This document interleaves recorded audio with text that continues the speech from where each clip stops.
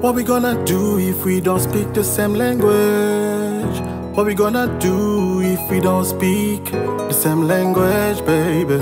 Same language, baby. Everything is gonna be okay. Okay, yeah. Me and you tonight is gonna be so fine. Don't you worry. Yo, if you don't know, now you know. You rocking with Yemi Pro. Restez branchés désormais. Restez connectés, restez branchés dans www.yemei.com. Bonjour, bonsoir, amoureux nyonso, tous les téléspectateurs nyonso, oh vraiment là vraiment aussi nabino à www.yemei. Je salue mon boss Olivier Yemei. Et pourquoi pas bino ba nyonso Rolanda biso na Londres, na Canada, na Belgique, awape na RDC, na ville province à Kinshasa, na ba province nyonso tu ya RDC, na Topé, na Brazzaville, na Pointe-Noire, na Angola, bino nyonso vraiment Lidi Malou, mingi na sakabino nazobeta sete olandaka vraiment Yemei Pro awa na site na biso borozwa ba information surtout avec Lidi Malou na sakibino na banda koyambela bino ba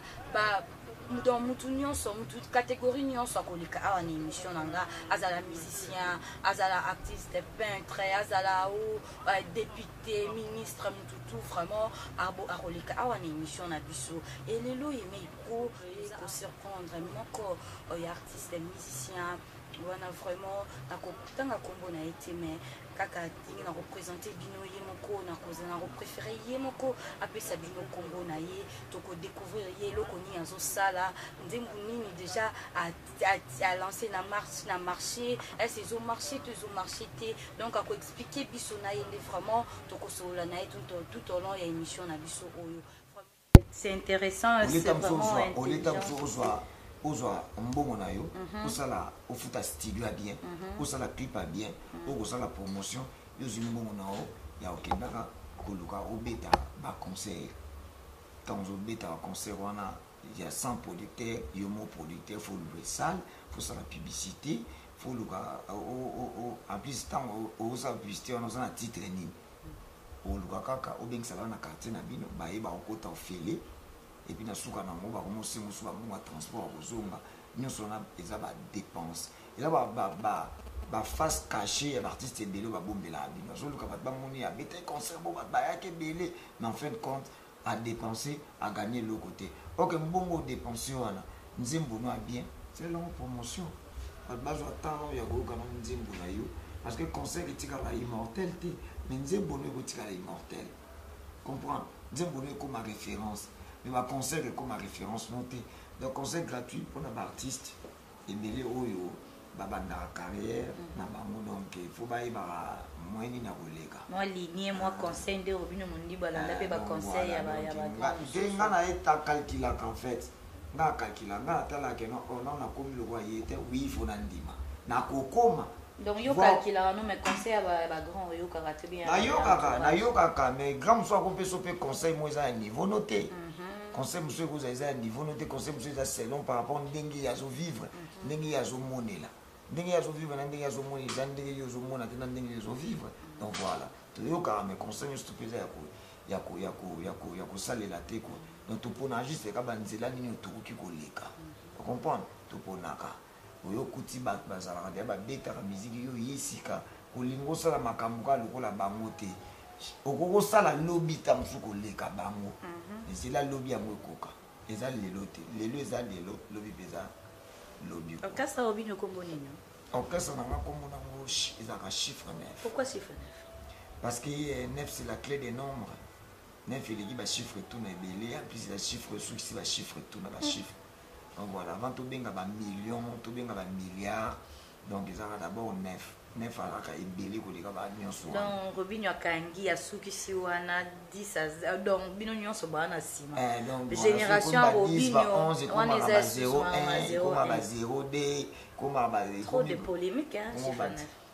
non il y a polémique en fait les alliés Robinho mundi buna yaki na kuti ba orchestre ezalaka déjà trop de confiance na yo moko pe na kuti ba orchestre ezalaka déjà et ba orchestre wana souci na bango pe lobi tango bakozala te musique ya Congo ezala peut-être na obeta musique ya Congo bona kozala éternalité lobi nga na kokende vous comprenez ba papa long bakenda batabule bakenda bakikester bakenda mais musique ya Congo ezo évoluer toujours donc voilà si na obeta musique boye na idée que non nga lobi pe na kokende mais avant na kende il faut na tika stabilité moko boye na musique ya Congo donc nga obino mundibu na yesiko nakuti bato wana oyo pe baza me bakokende sikoyo nga oyo na ye fo naleka ba oyo wana bakokende lobi po ntango ba oyo pe bakoya na nsima na nga basala ba effort ainsi de suite la vie s'étend musique ya Congo ekozalaka toujours à la hauteur yango napesa Congo orchestre na nga chiffre 9 eleki wengi musique ya maison mère te eleki quartier la tête te eleki ba orchestre misusu te mais tout ça les formes de que non tous les cas parce que tout ce que gens nous avons ta sacolite dans un millionnaire ce qu'on ça la belle fort attend en classe alors comme ça là pas comme un millionnaire voilà c'est un peu ça chiffre 9 et ça tout sacolite na vie na biso pour sakoli na vie na bino yango première single na yo Vantard Robino Mundi basombi mutu kama boko izaki parce que ozaki sur na yo monaki ki gagner pour réussir na vie ou bien ezaki obandaki ko viser mutu moko bo pourquoi seulement Vantard première single la Robino Mundi ba oti maison mère ayemba moko abeti Vantard choc humiliation ou bien ezaki récite à Robino Mundi non là juste quand na lukara na créer moi différence moi ba thème et ça là qui va prêter attention la place ba bazoyoka ba bolingo tozemba ba bolingo ebele na ba forme ndenga tomisa na koyemba chéri na nga oza elengi mingi so chéri na nga bwakisinga bolingo eza boye donc topesaka ba définition ba bolingo na ba forme ebele quoi donc ntango eloko bato basala yango mingi ça veut dire que non c'est que bateka yango mpe bato basomba yango mingi sikoyo nga mpe fona luka nasala eloko moko boye kaka ndenge oyo public ezolingela mais na forme moko oyo ezala mpe particulier quoi ezala moins différent na ba oyo toyokaka déjà yango fo créer nzimbo moko boye ezoloba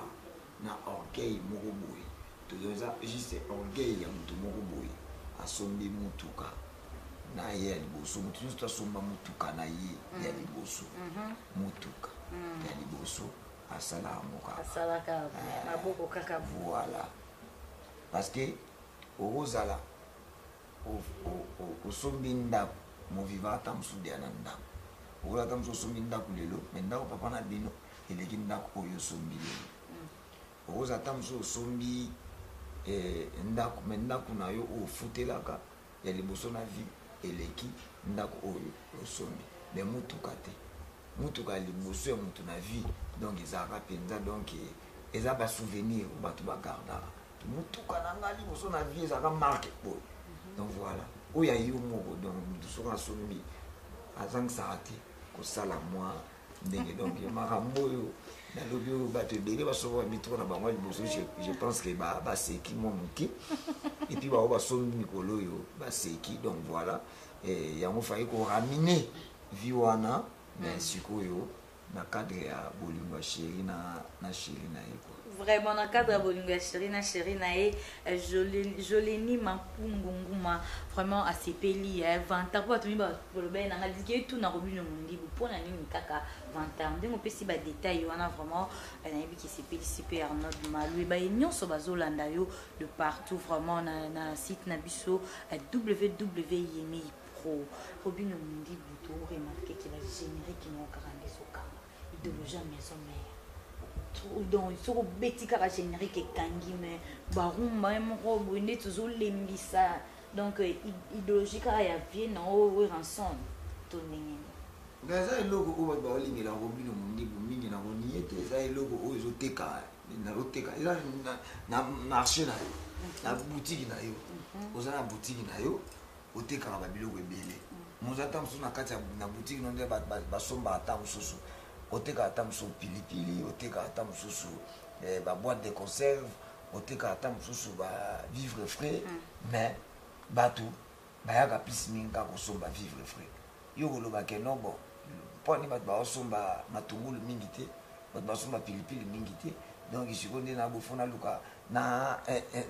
tika na koteka vivre frais mikolo na luka forcer bato basomba matungulu te yango moto ekotelo mbongo yango mpe moto esalaka eno ozwa production yango nde moto esalaka eno maison na yo ezala voilà donc eza ke bato bayebi nga chanteur oui nayembaka oui chanteur oui mais on dirait que côté côté barumba robino côté côté barumba bon les petits paroliers ba muke pembeni na yo beti sur la chanson vantard na chanson nzembo wana beti zela na kwa nzembo na ngali boso na vie yebsinga na yemba ba buka na yemba na wenge déjà surtout yé déjà bolingo eza poison mortel non eza vocal les anzembo kosalaka thème ona yemba etikala histoire yumakomi yanke otamana bolingo no ya beta bolingo no ya tona nango asa yemba ngo na soki toye lobi lwasombi mutuka po bayeba ya ye loboko kaka boye gogo mo portière po bayeba ekolobor thème namka ya nzembo wana asa yemba ngo na Congo thème nzembo esalaki yo ko Congo ezala Congo maison mère ozoluka mwa obima total banda Congo ezala Congo ozo comprendre banda Congo ezala Congo thème wana asa yemba voilà eza que non banda époque wana ti lelo moto pe nanu pe na Congo nanu pe ateki rumba ate mais oui banda époque on a déjà musique à Congo ya musique à Congo bande ko souffrir na baninga na yo nyonso toke kaka na bino nyonso na wera so banda époque on a 2014 banda tabula ya Kufi papa tabula ya Kufi na 2013 après tu yo Kufi sa King Kester a Kufi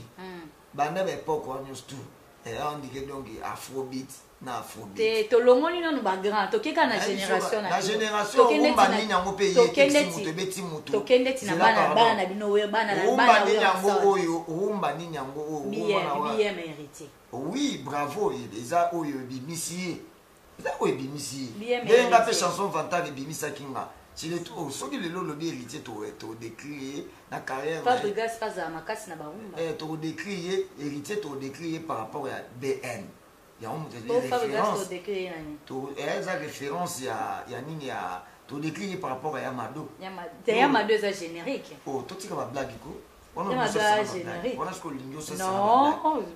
to décrire yokangai soki ba lobi lelo ba totanga kombo na ye ndenge yo lobi na ndenge mabete soki ba lobi otanga kombo na ye ndenge na Afrique muto yo tangi star na yo lingaka. Donc voilà. Otangi combo ya héritier a odobi bien héritier wa Voilà, muto yo tangi comme ça polémique té. Eza polémique moto que yo ndo obligé ngate na tanga kombo na ye. To so la siko musique ya Congo. Donc en fait, soki ba lobi lelo na Afrique bakanga bato nyonso tu matoi. Vous comprenez? Ba to longola makambo so ba congolais ba yoka. Nati biso lelo so ba décrire Robino Mundi ba décrire Robino Mundi par rapport à Mapeka épaulet. Voilà. So il va décrire héritier Watanabe ba décrire par rapport à nini BM. So il va décrire de quoi namso yo tangi ba décrire comme ne Fabrigas. Voilà yango wana. So il va décrire par rapport ya Yamado. Bien Mado abeti ba umba nani tabita. Biso beto beta ba shengi nanga sali fleur yelo na mana kata jardin secret motema nanga naza bébé. Ba yebi yango ba congolais ba yebi yango ndeke peka yo po yebi o wana yo yebi mais soki ba lobi ba décrire ye mutu ba on décrire par rapport ya Mado voyez eza période wana générique en tant que bimaki etombola ki musique ya Congo bato tu ba yoka kiango bato tu ba sepela yi nango bato bile ki osiko ndenge ni demde bato tu ba sepela ki wana donc tu ba yoka kiango olongwa na maison mère mutu na yo boutani kune papa okiki mwana papa na motivaki biso ba congolais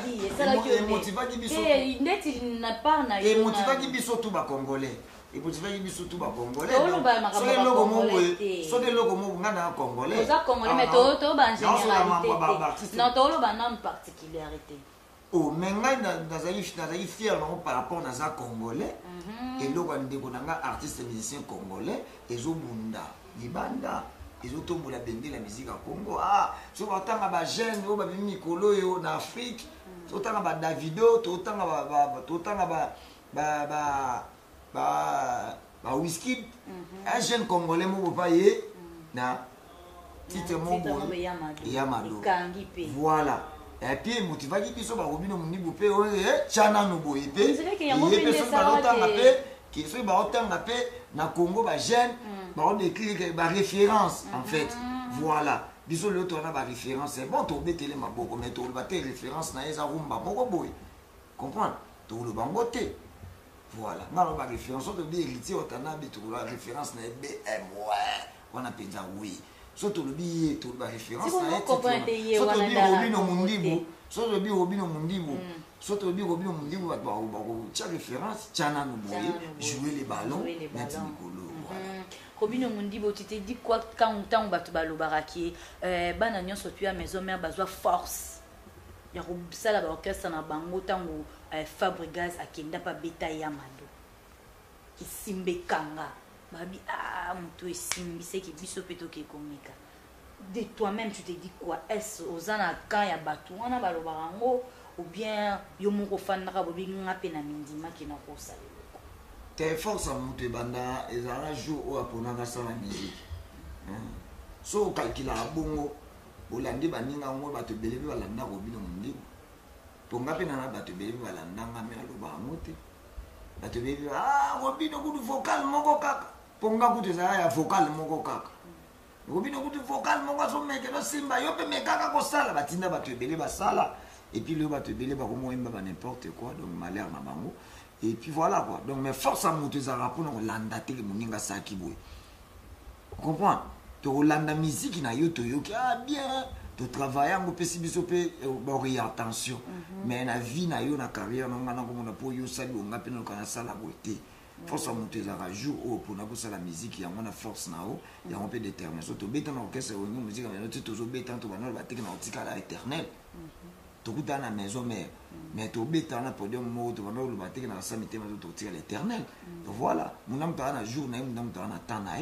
ou amona ke no tinga na longo lelo. Mon va wote ngana olongwa na ngaka melelo te. Donc voilà. Vraiment. Relation ni Robino Mundibu azana ngona ba ndeko ya maison mais ba musicien so utana ba maison. Toza bien, toza bien surtout moi nzeto pesa na ba mbote. Nazwaki matanga na moni bato bele bayaki matanga soutenir ngai nazo kufela papa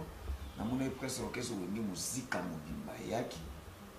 et puis ba musuki bayaki te bazaki na ba contretemps ba s'excuse te ba pesa une explication na bango ya que non de loin tous en ont des cœurs mais mon contretemps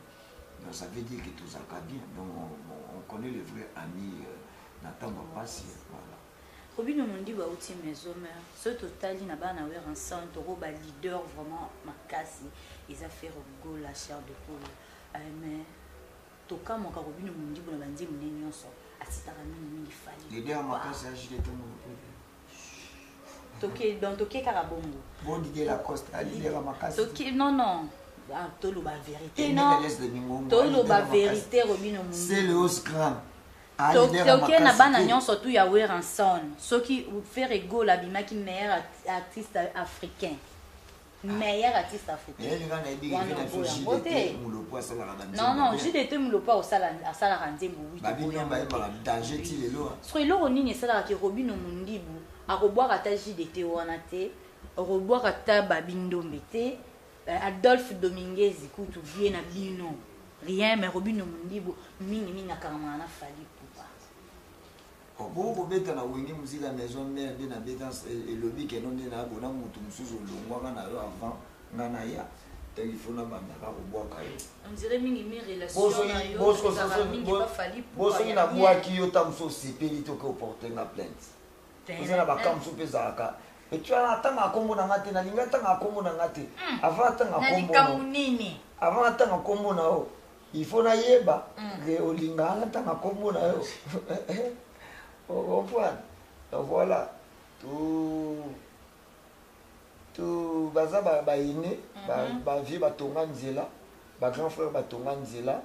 et puis biso landa ka nzela na to yoka ba vocal na bango adie boye konga wa motema pasi ba force ya bitu matunga na lando Nabalaki Gérard, Malanda yebisa ye. Donc maman na ba chanteur na ba wenge wana. Batonga pena banzela. Donc on a respect na bango mingi. Et puis so on attend à kombo te na fali pour pas tous ali parce que dans la. C'est vrai qu'il y a une foule. Hein? C'est vrai qu'il y a une foule à la qui sort moi banzela. Menga na yemba na maison mais na yemba bolingo za poison mortel. Formateur na oui en son attend à kombo na ngate. Que l'on va écouter Robin Mundibu. Rien ça la moté. Na bandi musique na nga na dédicace ka bango tout. Bango tout. Bango presque tout na Congo. On va peut-être tout le monde va venir sur sous. Mais bango presque tout. Na bango tout oyo mutu na zwa retour. Vena ma fali po. Musu na olobani. Kika yemo mutu ayokaki. Trop de polémiques. Oh, bon, il y a polémique. Trop de polémiques. Et là, on y est. Soki. Nandenge oyo. Ngala bano sa musique nanga. Na yokaki ba vie mususu pe. Ba encourageaki. Menga pe. Na beta pe ka liso na bango na ndinga bien. Ndenge pe na moni ba mususu pe ba ya na sima ba komi ko encourager. Na beta pe liso na bango na ndinga bien. Et là on a bien polémique. Na tanga ba kombo ya bon yusko lina tanga kombo na banda yusko podela nga mutu moko oyo. Bon banda lelo kotanga su kombo ya fali pour pate tanga kombo mutu bo. Pesa ka pe mutu ngo pe aleka pe fali pour pa na Congo. Donc tanga kombo na e. Omoni pesa na bido zamta ba polémique. Omoni pesa na bido zamta ba polémique. Na lobino a fait rigola. Abimi meilleur chanteur africain. Otangi ngabo no banani bazali mbi ke mo mutale ki fali pour bazati. Bravo na e. Bravo. Les amis beta musicien. Yambo kana biso ayemba bien na sa pena na respect na e. Na ningi penza muki. On dirait le longa maison mère n'empêche pas que non muto azaka na yo bien. On peut ça comme exemple mon trop bon et ça pour ça m'a dit là ça on a vu dans la famille pour pas on a fait ça d'exemple moi trop celui mon colopé ça qui on a comme na vu nous faire le beau là tous ça là ba tongo tant surtout famille tout seka tout sola na on peut ça d'exemple mon beau na zo apé tant sur ma conseil mon beau na on peut ça d'exemple na ça là vu na trop tout fan na tout sola moi tout apé ça na ba conseil trop atali ça n'a pas mis comme ça on appelle ça l'exemple parce que na rolo ba que non tant que oui en son tadini sanga après oui en son artiste na famille na mingi ya famille on a gagné tout tapi ça au chance so so yo kanga akomole lo maboko ayamba na mutema ya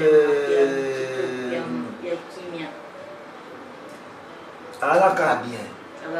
azaka bien. Et soit maman a trotté, soit mingi ba fan na yo nde balinga penza ba yebe loko nini sala ka keno Robin Mundi boka ka fali poupa. Mais ce qui depuis Canada pour mes amis. Est-ce que lina za nani? Te bamba to balingi oza na ba papa wemba kenda, sabule akenda, Kinkester akenda. Donc yo moni ka papa wemba batable ba Kinkester. To tika na vina biso Koffi Olomide les ram. Je vais bien. Batu batanga komona ye na époque mo baza bana ba petit na ye. Comprends? Donc c'est que vina biso les rambo azana tina ba petit na ye. Après vina biso fali poupa wazali descendre. Vina biso fali poupa wazali descendre. Non malembe pardon. Tu comprends? Koffi Olomide. Voilà. Jibem Piana. Autant Jibem Piana. Il y a un compliqué en fait. Quand on a le dit, la vie sur la Jibem Piana. Ça va descendre, on va tout quand tu sois dans le de la Jibem Piana, on va faire au bout. Comprends? Ah ben le restaurant quand on dépose na ouais ranson na lobela mingi yo. Eh, vena biso ouais ranson na zana ba descendant na bi o bazali. Oh ba yaye ba petit na. Donc yo zaki parmi ba petit te. Te o ngala nazali pe mwana ndako. Ozaki mwana na ya cœur te. Azona ba tu na ye pe na l'époque mo so mona ke no bazaki pe o ba lobela bi no so li so ba le bo artiste na Congo c'est bolobi boluka artiste musicien ni oaza coopéraka na oui ensemble bien à l'époque mo matamba on attend sur le côté solo yo mutu kingani comprendre n'empêche pas que nous viens sur fali pour paneza boye que non ce ba na mboka na Congo ça bien na nani Robino Mundibu est-ce que ça m'a dit Robino Mundibu par rapport à Bongo elle est par rapport à Bongo on a comprendre donc ce que ça rend l'enfant légitime il y a oui en sonne mais oui en sonne pas déjà ma bosse déjà ma Robino Mundibu d'abord bête déjà Robino Mundibu hommage à ça tu zombie t'as solo ya abi na biso ba faire go la ba JDT molo puis ba bindo be ba fali pour ba jani baza na époque na bango moko boye oyo biso tozalaki ba fanatique to aminga bango to linga maison mais total la maison mais plus n'importe bango ba pesa la biso ba vi na biso ba tsobi bango ba pesa ba fali pour na ba faire ba jani bango to na ba pesa ba te ba pesa mo te sentiment et ça va être cyclette mukile tournite vous comprenez nana obeta oyo na vivaki et non on a vivaki vous comprenez biso lambda ba ko se ni musique à maison mais pour na chane a faire JDT donc vous mona que non we rançon na sana yi mais vous mona sentiment déjà ba ndeko mona la jeune noire comprendre quartier la terre vous mona que non bu ubi la bazakuna vous comprenez ba vina sur Montana comprendre donc on va faire ça biso peut to la musique na obeta histoire nini ya ba pesa ngangu to ba pesa ngangu te obeta histoire ba to ba pesa ngangu to ba pesa na biso ba pesa jo senti parce que muto pesa na biso asali ba effort ti le lo azakaka force de défendre musique ya Congo ngapi na yi azo défendre musique ya Congo na kwa na ndenge na ba et puis sikuru na beta na kuma lelo mutu ona na yebi keno na ninaka ye na sepela na ye na epoque mote malio na kuma Robino Mundibu na France asko na ngani ne kasi donc on va qui idole ya Robino Mundibu vraiment la musique est affaire idole ba te beleka ya Robino Mundibu te mingi to ta idole ya ba te bele idole ya ba te beleka ya Robino Mundibu te to za na Robino o ni mo bi msanga ndete Robino Mundibu idole peut influer génération mobimba te ngana on est papa on baza papa wimba ba idole ni ebele comprendre bazala les amis mokopi na vie na biso fali pour pas idole ka ya Robino Mundibu ya génération ebele et ça quand ndenge pour Robino Mundibu ça na courage à le bango ni susu tellement bimisi moi 2-3 nzimbo no beti omo kanisa kenote musique le quoi la polémique il faut boya ka mutu wana tellement ça l'économie il faut boya que tant zo boya ki ba tu ba cha oka yo pour comment tanzo zo boma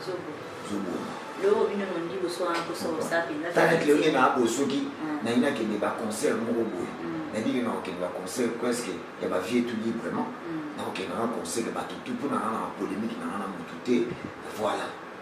na pour na mutu te zo ina ke de concert na ke na librement na yebi comme soit présenté ngapi petit na biso Robino Mundibu calmement sans problème Robino Mundibu le soir il a ça la featuring na musicien comme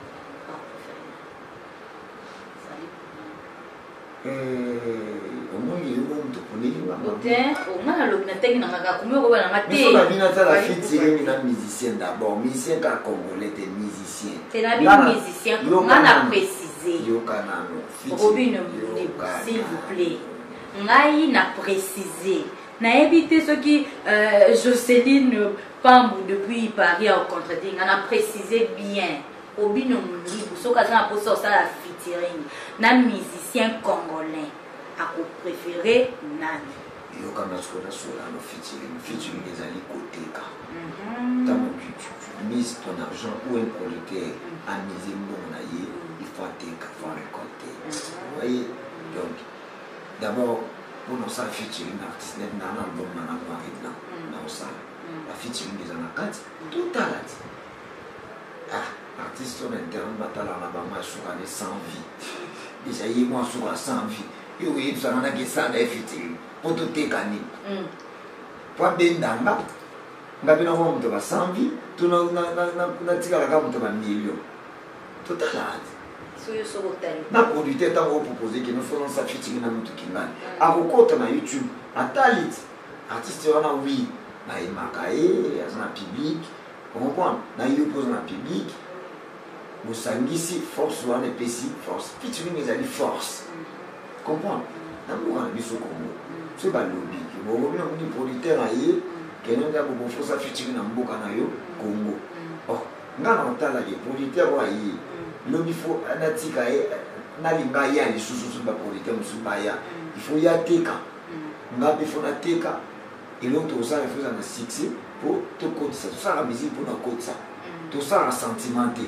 tellement maté ba buzo comment na obi ni ndibi na mutu ai siboyo na sana ofiti ko comment na te on va fiti ko ngana ego luka il faut la tala na tali artiste ni nyango oyo na mboka na biso ko mwa e ba bien azape na ba fanatique on comprend azape atala mara mingi oyo ke so to sali featuring naye a otekisanga to oteka oli na biso ekende na otala peut-être na kama na school na o so e komi na temps wana il faut to sali featuring na o taper na ba niveau la de la population des artistes wana afana lokola bien oteka azana voix bien tekisaka azana aye déjà bien kinda kana makambo bien ça ikina Comme le monde est beau. Nana question.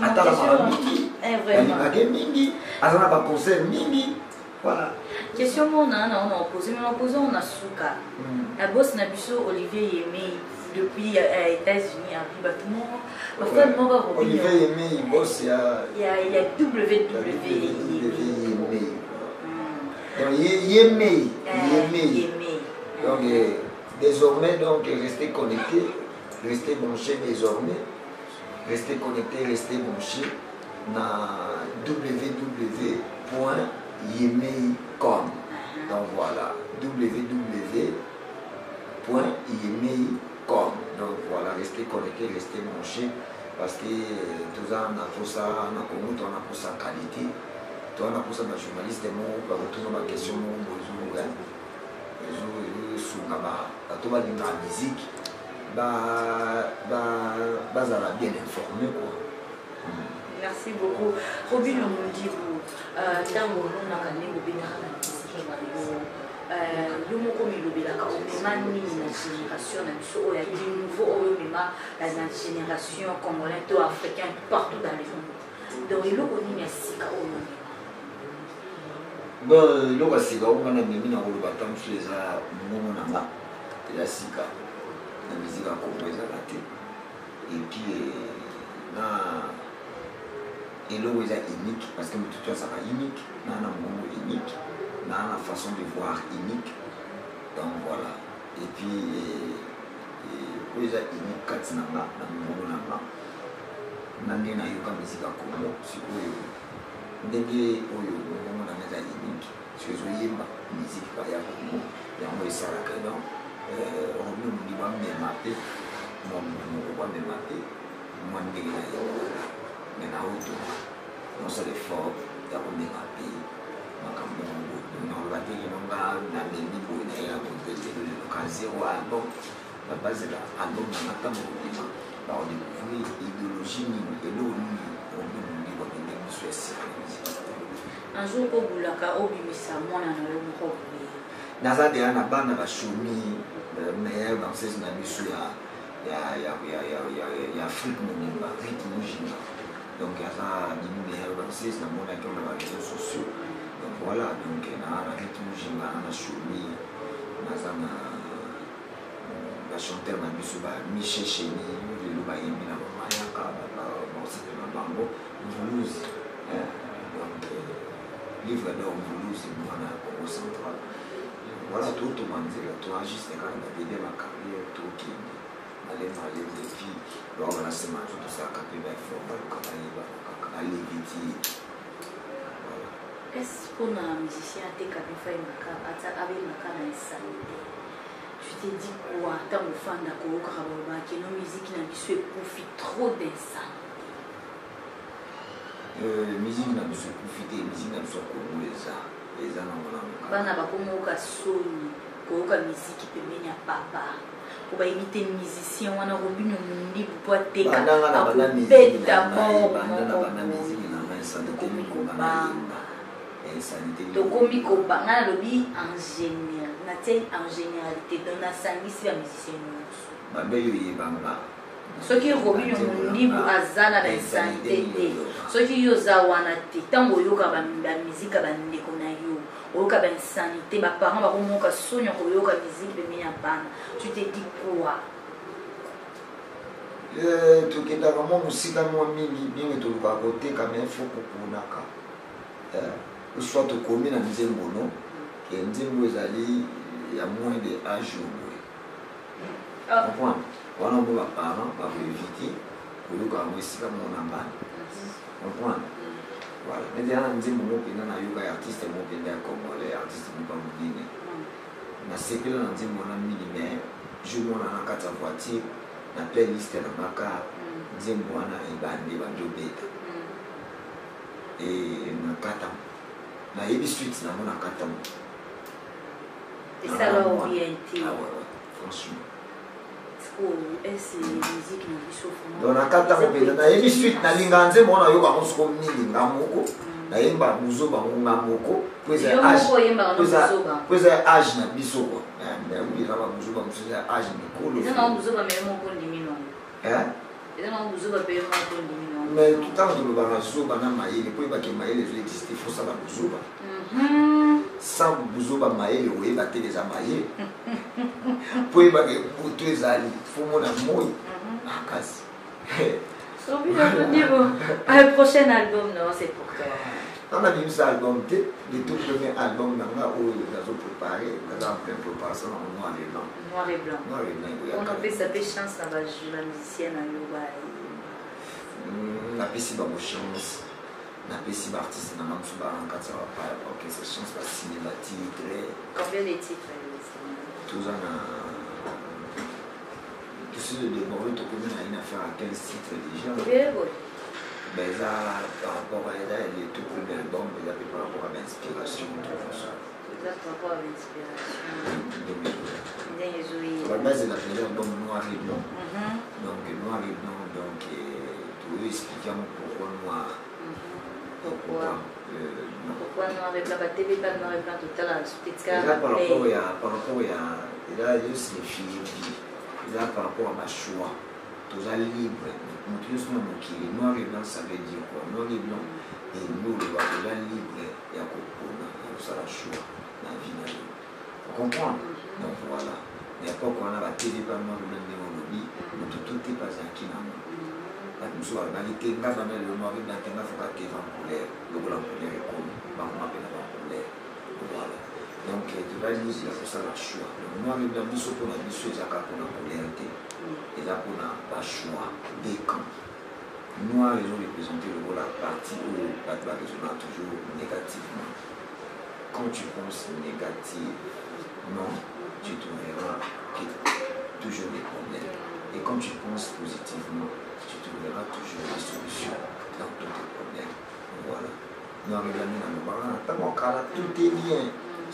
Tout est bien pour nous éclaircir dans tout le monde. Noir et blanc. Voilà, c'est bien. On dit le 15 titres, promotion. Mais dans le album, noir et blanc, peut-être tant de sous. Et non, ça tant sous 5 ans. Au bêta, c'est que nous sommes encore la promotion. Voilà. Nous avons un ministère qui titre Moko. Toi, déjà, le tout premier titre, donc, oui, Mama Yaka. Mama Yaka, Mangu, Babomi, Moane, Likambo na salite, ma bébé na ebité na zokufa pamba. Bela voisin. Yebisa mawai nazokufa wa pamba. Ben wili na tiena motema. Lega bona bwa kisinga ye. Sanza ekutani na moe sale eclipse. Molili ekoti moteme bangi. Mena mwatangwa moke mystère amwele kinango.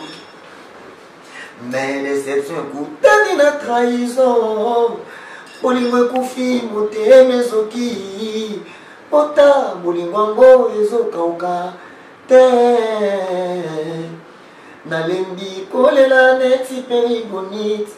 zoka pasi bolingo ekeye susi maswa tongelanga kanivo na matama poma ya miswa lekaka ye kolela na ngai nakufeli moto te moto nalinga alingi nenga te bolingo eske ozomona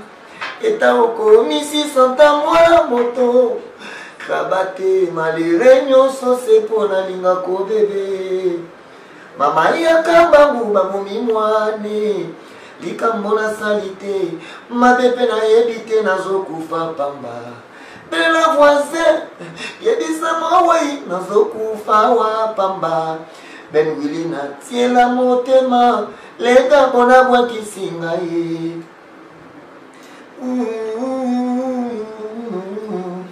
mama nawe mama nawe mama nawe montre bungana loboko lokolo te shekobongana nga bango te kobingana ngai libanda motema noyaye wana lukili wae pardon shkulpa bebe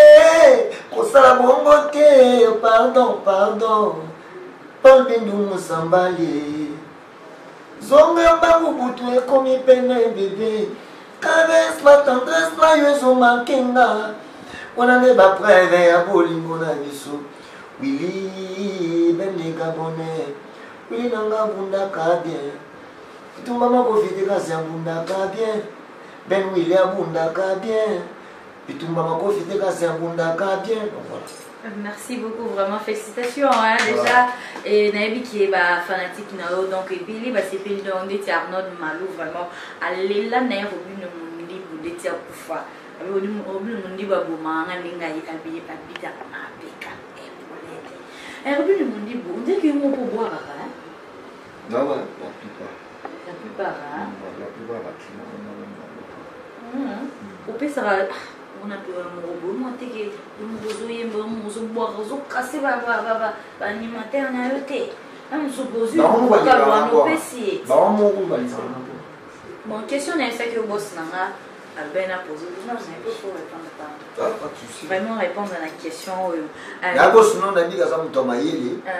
na biga soka linga tout na question et la question ya buzo baté tes a buzo baté parce que ba fan na yo e belé ba se poser ba ki ba ye ko tumisa e le roi bobi bo même so ko binyo mundi bu question ba fan na yo ba yo tumisa ye ba lobi ke non pourquoi bo ya ma ko binyo mundi bu poser des questions au binyo mundi bu relation nous on a depuis jeune frère jeune ancien collègue na que c'est musique à maison mère et puis artiste namboka na biso Congo oyo pe na mona sala ba forme ai bona ko beta musique otombola pe culture à Congo na manière na et puis voilà quoi la relation de ce j'espère ya moi Sudara wana musula rapé matin ou ndengezala bo se fait tout le monde a l'autre fois dernière fois na matanga papa na mai ayaka on a tourné la dernière fois il y a moi et puis je pense que tout kuta na mingi kana ba occasion attention émission ça de kutani comme justifier ça de kutani parce que tu es dans la musique donc l'occasion la musique tout ça tout kutana le batam mususu et na kufela ki soit voilà l'occasion ça que tout kutana moi mingi ya mwana mais à part ça azali les tout kutana donc c'est une musique à maison et puis on sort la carrière on a pu lancer la carrière voilà quoi tout ça nani que tout ça bon terme c'est que tout le on a yebi ya oyo yebi ya moi vous en bon terme donc au robinho yebi ezaki baza bon terme et ça la teke à bon terme on a parce que ba Hollande na site bien au CP ça va fan na yo oyo so yebi que non ya yo lukanga bundisi na betina makoko so yebi que ngana ke lukaye to bunda mingi kasi ngai na lobi toza en bon terme yo sikoyo olingi ezalaka à bon terme wana esala toza bon terme so tomoni na nzela napesi ye mbote soki ya boyi aoboya poni moto ebozango kasi neti dabo tomonana te mpo nayebaki toza bon terme c'est faut tomonana voilà mais nga nayebi ke toza bon terme mpo tozalaka l'autre fois na matanga papa nanga tosekaka tozalaka bien apa wana ti le tokutaka te tobengana te nayebi ke toza en bon terme à part l'autre fois nabengaka ye mpona tuna ye nabengaka ye mpona tuna soki kointeresse ye kokende kobeta na Luanda koproducteur moko ayaka alingaka abetisanga na Luanda atunaka mpe na Congo soki artiste nini yango oyo omoni ke okoki kosepela okende ye mpe abeta na Luanda donc voilà nabaka te eza balobeso bazali depiki mpe azali auti obimisa album na esika donc osala te bien mpona promo nabengaka ye mpona tuna ye soki ekointeresse ye makambo ya Luanda alobi wiwi bon te epuis napesaka nimero na ye epai ya producteur epuis napesaka nimero nepa producteur voilà donc barencontre suka peut-être yango wana mais nayebi ke toza en bon terme nayebi ke toza en bon terme en plus nakolingaka toza toujours en bon terme c'est ça bien parce que baza bato suka ona oza mpe motu yalobaka osante bapolémique bien pete nga azala basala polémique te polémique ya arme bafaible bato basala polémique to ya bafaible moto asentire na eloko na opesa su na bato te aletika moko provoke bato ngai nasala polémique te nga na ntango na te polémique ya arme bafaible vrai polémique mpona nga nalobaka ezali batiela biso podium moko bosote na masina podium moko bo na pays moko place moko boye batie sikoyo kende mosaba bobeta misiki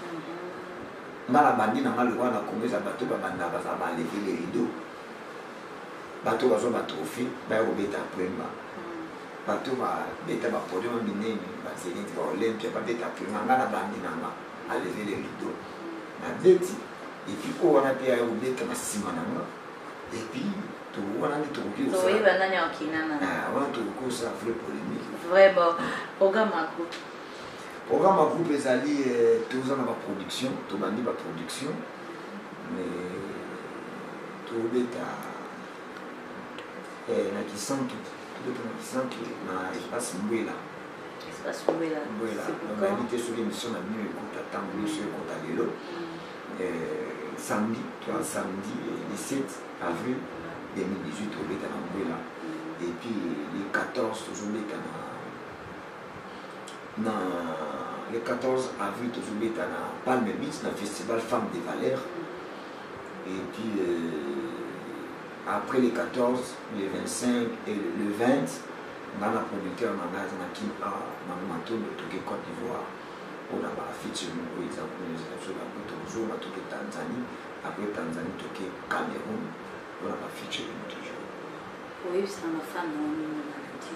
bazela kaka album noir et blanc et puis bakonsommer rumba ototili bango mamayaka jouer les ballons tikako voilà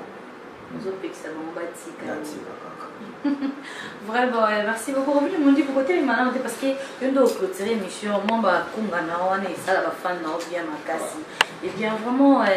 fidèle spectateur bah amoureuse nyonso vraiment il y a www.yemi pro naebi qui est vraiment bozaki ya ko sepela makasi boki Robin Mundibu alobi apeseli à faire comprendre que nous avons un problème dans batouté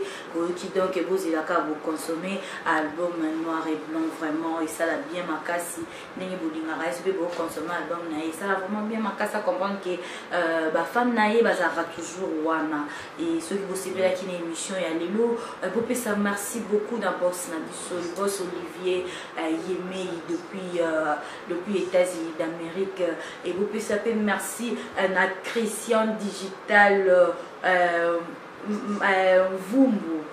vraiment yaza bongo réalisateur na biso opesa pe merci na Eli Wemako yazaki wana vraiment na sima ya caméra et na Hervé Timba bonga mazape moko ya ba réalisateur nanga vraiment nga liti malu na misaka bino kaka biso awa wana www.yemei.pro pour avoir information moko bien filtré donc to yambe na bino ba artiste o mitu esalaka après vané que to yambe bino bino ndibu pour avoir information bien sûr kaka awa na www.yemei.pro yum to na posa promotion ozana posa baselo publicité ya iloko no moko bo entreprise na yo to iloko no mo boutique na yo ofongolisi eloko moko bo efulama benga biso kaka vraiment okozala jamais dessus. Au revoir.